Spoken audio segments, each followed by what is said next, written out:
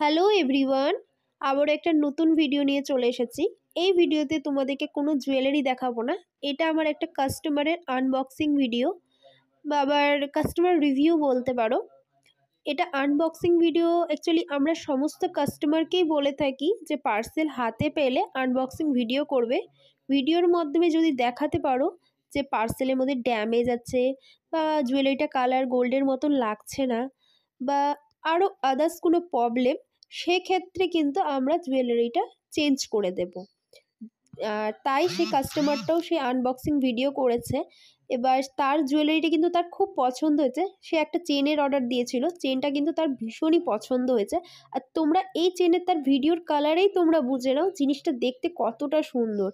একদম কিন্তু অবিকল সোনার মতনই হবে। যারা বিশ্বাস করতে পারছো না, আমি বলবো ফার্স্ট টাইম একবার বিশ্বাস করে নিয়ে দেখো, ঠকবে না। তো যারা বুকিং করবে ভাবছো, একবার বুক করে দেখো।